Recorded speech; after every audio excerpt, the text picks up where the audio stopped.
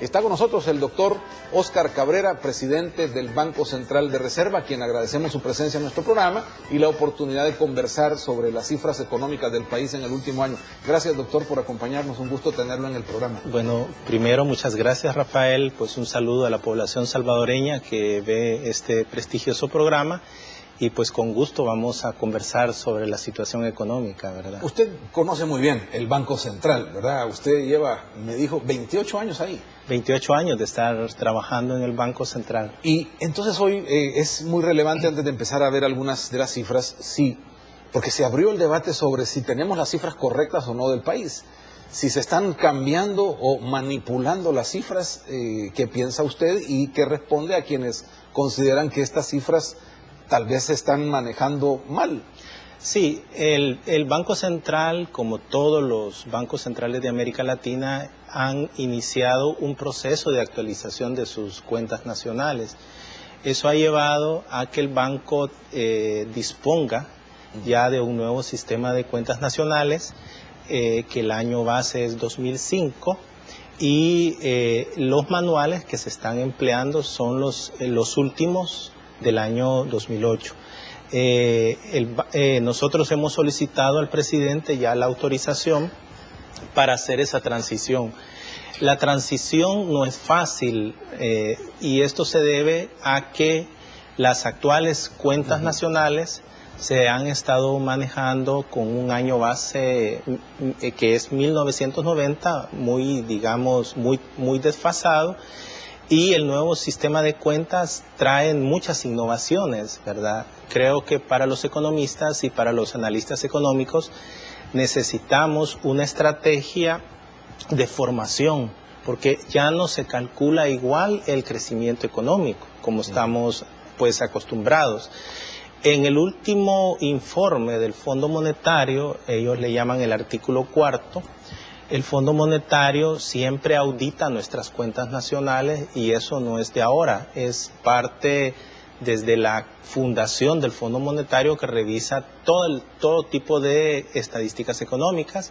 Ellos dejan claro que las actuales cuentas nacionales cumplen con los requisitos de calidad, cumple con los requisitos contemplados en las normas especiales pues, de divulgación electrónica de datos. Yo creo que eso es muy importante que la población lo conozca, y por eso Banco Central ha estado trabajando en un nuevo sistema.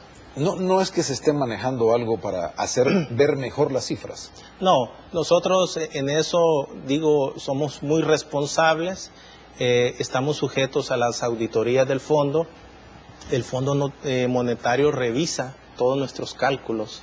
Y un ejemplo de ello es que la proyección económica que el Fondo Monetario ha dado para este año es 2.3.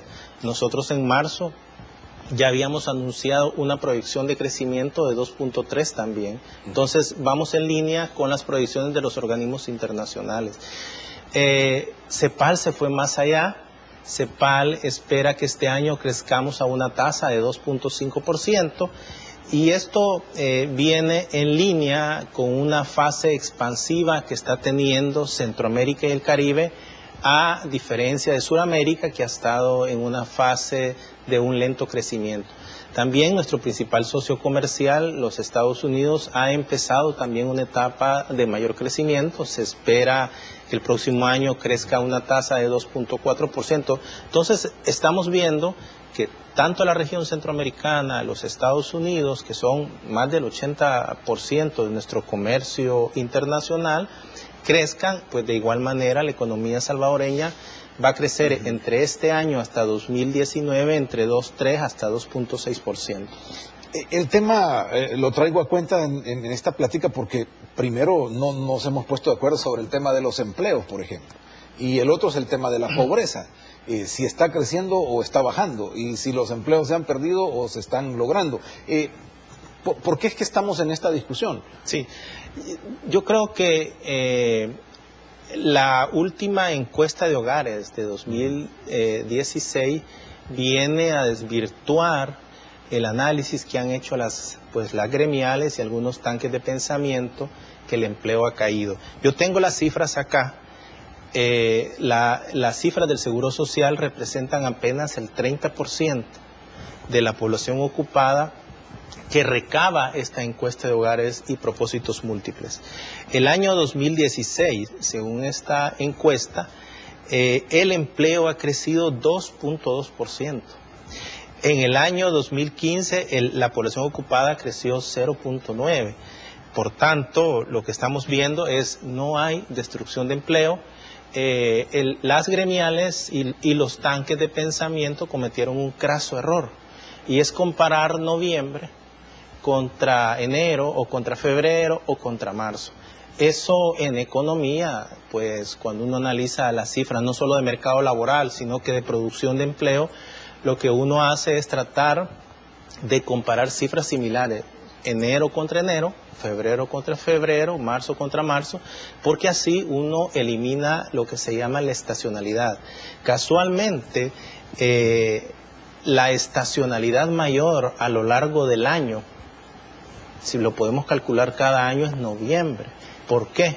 Porque es donde se da la contratación de empleo temporal para las fiestas navideñas. Pues noviembre y diciembre son años de contratación de empleo temporal y los eneros caen. Y eso esas contrataciones entran a planilla, porque esas contrataciones, yo creo que es muy raro que se pongan en planillas del Seguro Social. Esas contrataciones entran a planilla, solo que son empleos, pues digamos, temporales.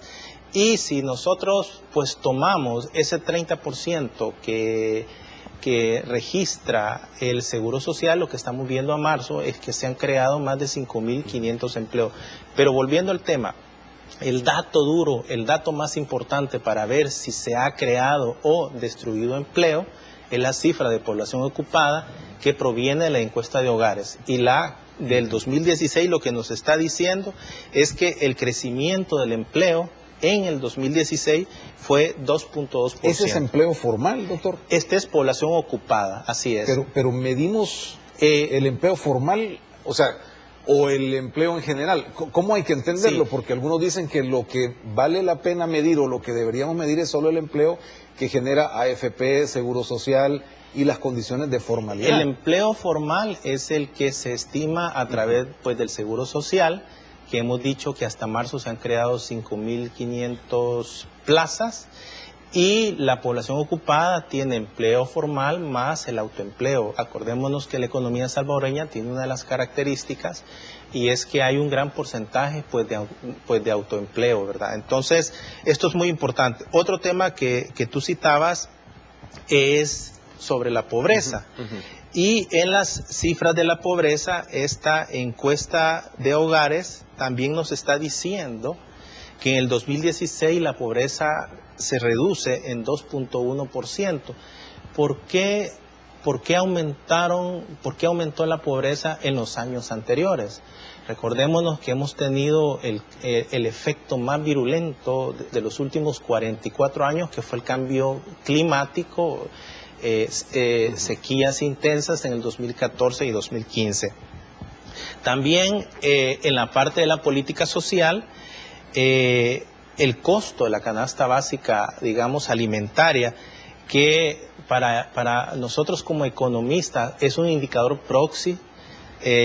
¿Por qué? Porque la canasta básica pues alimentaria en el área rural solo tiene 9 productos y en el área urbana 11 productos.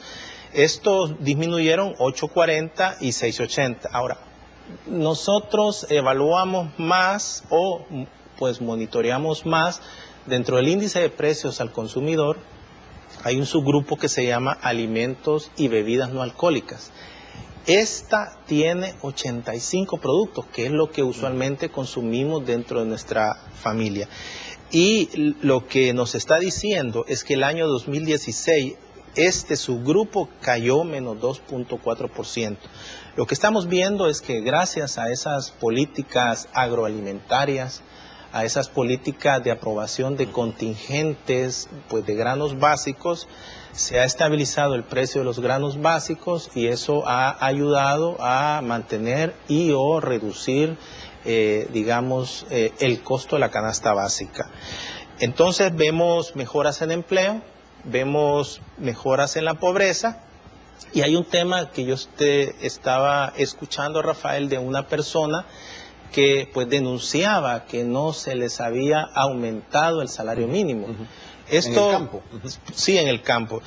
Nosotros desde el Banco Central estimamos que el impacto del salario mínimo, esto mejorará durante este año el poder adquisitivo de la población salvadoreña en 522,000 aproximadamente trabajadores, que son aquellos trabajadores que ganan igual o por debajo del salario mínimo. Y que si aumenta el poder adquisitivo de estos hogares, pues obviamente van a demandar más bienes y servicios pues de la economía. Eso activa el proceso productivo y pues el crecimiento económico.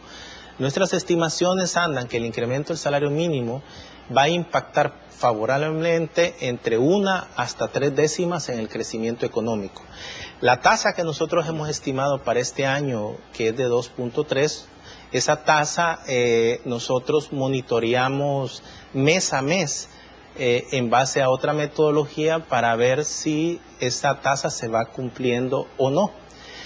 El último dato que nosotros hemos calculado es de 2.46, levemente por encima de la tasa de 2.3%. En suma, vemos elementos favorables durante este año 2016. Y yo quisiera adelantarme a una de las preguntas que siempre me hacen en los programas pues, de televisión. ¿Por qué? ¿Por qué, a pesar que la economía salvadoreña está creciendo, por qué la población no percibe ese crecimiento económico? Pero antes de eso, ¿es ese un crecimiento real? Sí. Porque uno de repente estima también que hay un crecimiento natural de las economías y 2.4 es muy bajo en comparación con el resto de países, pero digamos dentro de nuestra posibilidad aún ¿es ese realmente un crecimiento? Sí, el crecimiento natural nosotros lo calculamos en 2%. Desde la dolarización, la tasa de crecimiento natural que tú te refieres es 2%. Y estamos creciendo por arriba de ese 2%, ya llevamos 2 años, 2015, 2016, y esperamos que 2017 también crezcamos por esa tasa de 2%. ¿Por qué ese crecimiento no lo refleja la población? Porque el 10% de más rico de la población, pues obtiene casi el 41.6% de ese crecimiento. Y el 10% más pobre de la población apenas obtiene el 2%. Entonces, volvemos a lo mismo. No es suficiente crecer a una tasa de 2.3, pero tampoco con el actual modelo de desigualdad que tenemos, crecer al 5% va a ser lo mismo. Entonces, eso es fundamental en el sentido de que las políticas públicas deben de utilizar la herramienta de la planificación. Países como Corea del Sur, en la década de los 80, tenían un PIB per cápita menor que El Salvador. Si nos comparamos hoy con Corea del Sur, Corea tiene un PIB per cápita de $48,000 por persona y El Salvador se ha quedado en 4.200. ¿Cuál es la gran diferencia?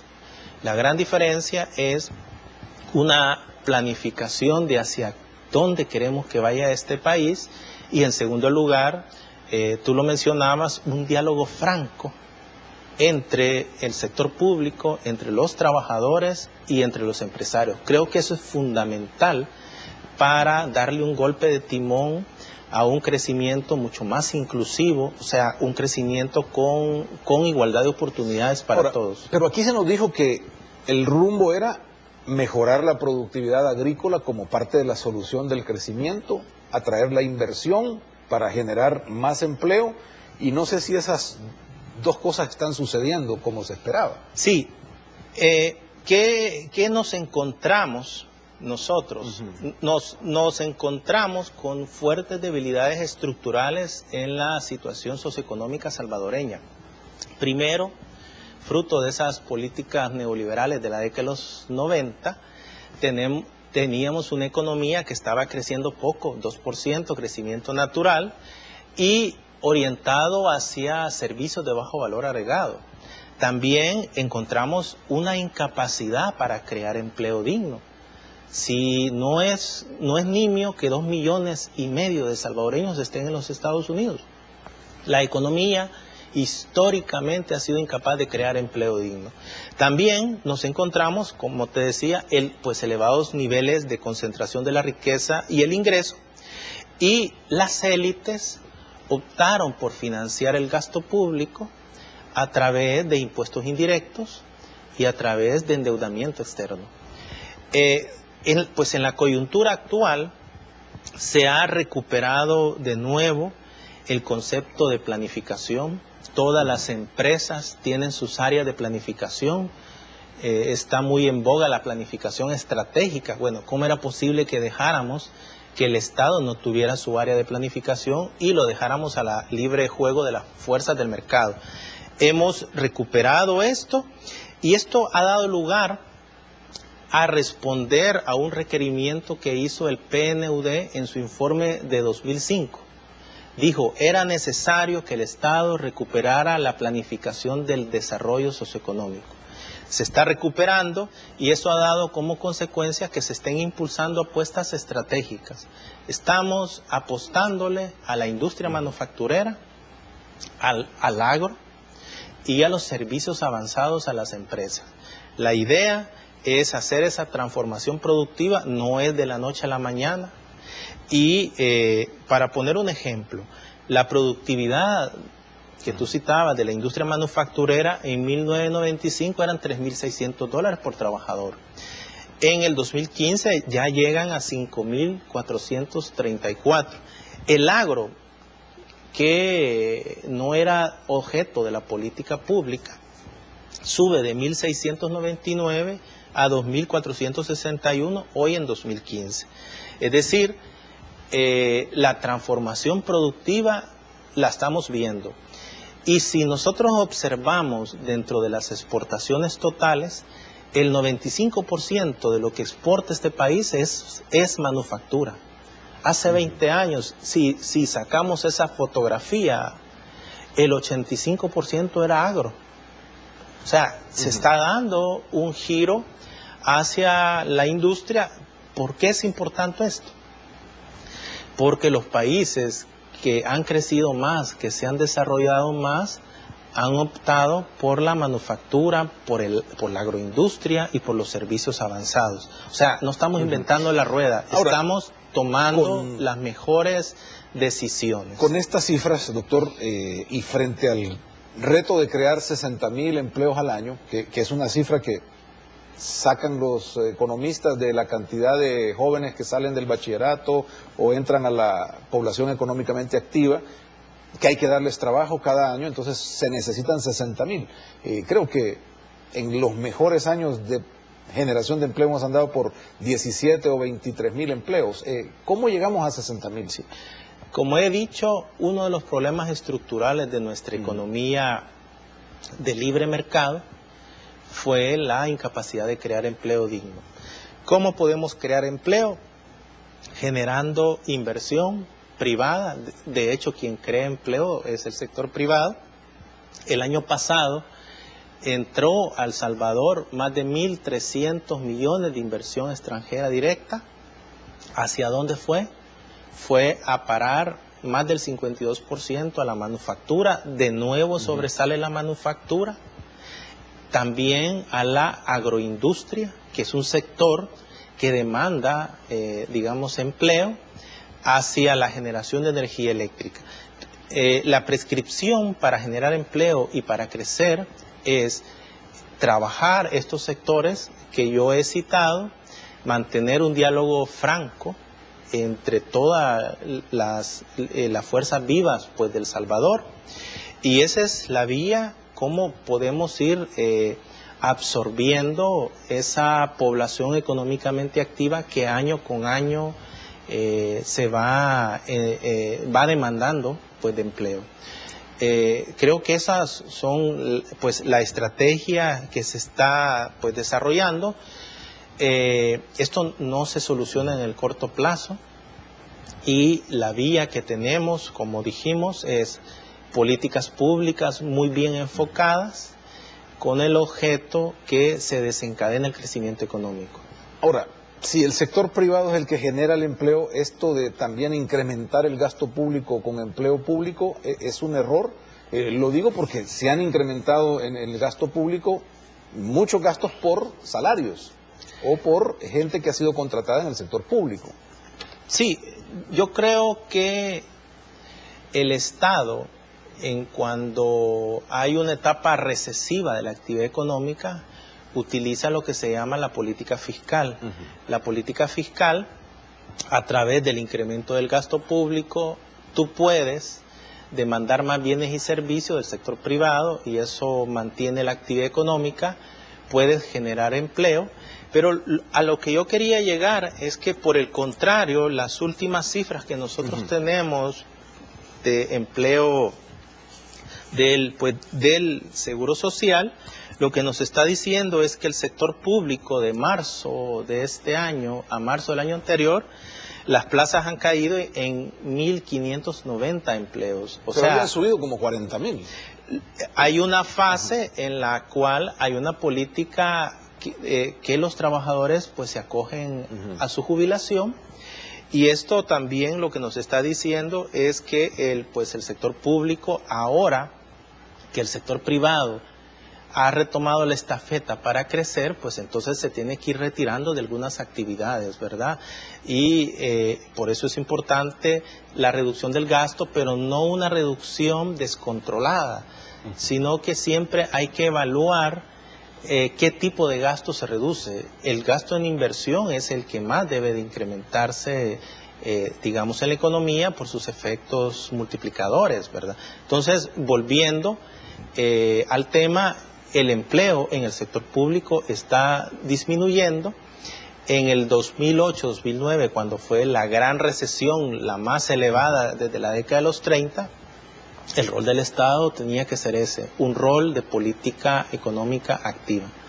Los subsidios, doctor, hablando de ese gasto, ¿verdad?, de esa inversión, ¿qué tenemos que hacer con ellos? Hay ya una política de reducción también, pero a la gente le preocupa porque estamos muy acostumbrados también a esas ayudas.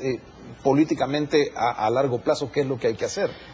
Yo creo que es muy importante que la población esté clara que el concepto de subsidios significa que es apoyo del Estado a los hogares de menores niveles de ingreso. Cuando ese concepto de subsidios se desnaturaliza, entonces estamos hablando de una transferencia a toda la población. Y yo creo que eso hay que irlo manejando de manera pues eficiente. Un ejemplo es que los subsidios en el 2012 eran 141.8 y en el 2017, al mes de abril, son 82.6. Ha habido una, digamos, una eficiencia en la focalización de los subsidios, pero eso implica que cuando se focaliza la política social, se ha ido enfocando a 781.000 hogares que se les está proveyendo subsidio de la energía eléctrica, 680.000 hogares con subsidios de agua y 1.2 millones de familias con subsidios de gas. A pesar de las fuertes restricciones fiscales, el Estado está cumpliendo con una de sus políticas, que es mejorar la equidad. Pues hablábamos de la concentración del ingreso. Si ese 10% más pobre apenas recibe el 2% de la producción, pues el Estado, a través de políticas redistributivas como la que cité, pues ayuda a aumentar el ingreso de los hogares. No hay duda que la solución es mucho más empleo, ¿verdad? La solución es generar empleo, pero para generar empleo hay que potenciar la inversión privada. La inversión privada, lastimosamente, con las políticas implantadas en la década de los 90, generamos una estructura productiva orientada hacia servicios. Y eso explica por qué los niveles de inversión respecto al PIB siempre han sido bajos. Una economía de servicios que es intensiva en mano de obra no necesita mecanización, no necesita inversión. Ahora que se está dando este cambio estructural hacia la manufactura, hacia servicios avanzados, hacia agroindustria, esas Esos rubros sí requieren mayor inversión por unidad de producto. Y por eso es que ha empezado a crecer la inversión. Solo el año pasado, y creo que es bueno que la población sepa, que el año pasado la inversión privada ha crecido, pues tengo los datos que nosotros calculamos. La inversión privada en el 2016 creció 3.079 millones. Es un crecimiento de 0.7 respecto al año 2015. Y en el 2015 la inversión privada creció 6%. O sea, lo que nos están diciendo es que hay confianza en las políticas públicas y por eso las empresas están tomando las decisiones de inversión. Anuncios de inversión hasta abril que nosotros lo registramos, es decir, las empresas que ya ponen la primera piedra, llevamos ya 1.048 millones durante el año 2017 y el año pasado fueron 1.074. Es decir, estamos en una fase alcista de la inversión privada y cuando la inversión crece, todos sabemos que el crecimiento se va a mantener en los próximos años. Pero no logramos el atractivo que tal vez están teniendo otros países de la región. ¿Qué es lo que nos hace falta? Lo que nos hace falta es nuestra política pública está orientada a fomentar la inversión y aumentar la productividad laboral. Lastimosamente nosotros ya no tenemos el manejo del tipo de cambio. Los países de la región centroamericana manejan su tipo de cambio y ganan competitividad. Nosotros nos vamos por el camino largo, pero que es el camino más sostenible. Incrementar la productividad laboral, pues aumentar la inversión. Esto nos va a ayudar a reducir los costos de producción y a generar empleo.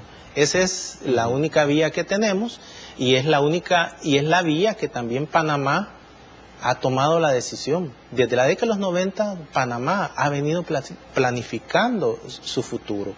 O sea, crecer a tasas del 6%, como lo hace Panamá, es fruto de que le apostó a la inversión, fruto que, no tenemos un canal de Panamá, pero ha hecho fuertes inversiones en el canal para siempre mantener el liderazgo, pero ha orientado su política pública a desarrollar el sistema financiero panameño como un centro financiero internacional e ir desarrollando actividades de servicios de alto valor agregado. Nosotros a finales de la década de los 90 hubo una iniciativa de crear a El Salvador como centro financiero, pero ¿qué sucedió? Los bancos tomaron la decisión de ir a poner en Panamá su casa matriz y se desaparece esa posibilidad en la que pudimos haber competido como un centro financiero internacional. Lo que queremos decir es que a veces lo que es bueno para General Motors no es bueno para los Estados Unidos. En este caso es igual. Si no hay un diálogo franco con las empresas, pues obviamente el Estado tiene una idea, pero ellos tienen otro. Cuando dice usted tenemos esta única vía, y lo digo porque también he escuchado que había la vía de desdolarizar para abrirse otras posibilidades de dinamización de la economía. ¿Eso lo han dejado fuera del análisis? El presidente Salvador Sánchez Serén en su discurso inaugural fue claro al decir que bajo su gobierno la dolarización se mantiene, y esto yo quiero reafirmarlo pues por este medio de comunicación. Nosotros hemos optado por el camino largo, no por el camino corto, y ese camino largo... Más largo, allá de la decisión, técnicamente, ¿qué es lo que más nos conviene? Técnicamente lo que nos conviene más es aumentar la productividad laboral, ¿verdad? Es algo complicado. O sea, no desdolarizar. Yo creo que hay dos vías como uno puede obtener competitividad. Una es a través de la devaluación de su moneda cuando lo tiene, y otra vía, pero esta vía no es del todo sostenible, sino va acompañada de incrementar la productividad, sino va acompañada pues de aumentar la inversión. La vía con la que nosotros estamos conviviendo es, se hizo una dolarización y pues el camino que podemos hacer para crecer ya la he citado pues anteriormente. Con estas cifras, doctor, y el análisis que ustedes pueden hacer desde el Banco Central, nos podemos sentir satisfechos, porque algunos cuestionan el discurso del presidente al finalizar el tercer año de gobierno como un discurso demasiado positivo o casi un país de maravillas en términos económicos, pero claro, a la base de las cifras, ¿usted qué pudiera decir? Nos hemos encontrado con una economía que crecía poco, con una economía especializada en servicios de bajo valor agregado, con falta de creación de empleo, con altas concentraciones, y desde el 2014 en adelante, ahora estamos teniendo un crecimiento económico por encima de ese crecimiento de largo plazo, pues histórico, y también estamos teniendo un cambio en la manera como estamos creciendo. Ya no es con servicios de bajo valor agregado, hoy es con servicios avanzados, con servicios de aeronáutica, call center, industria manufacturera, y creo que vamos por el camino correcto.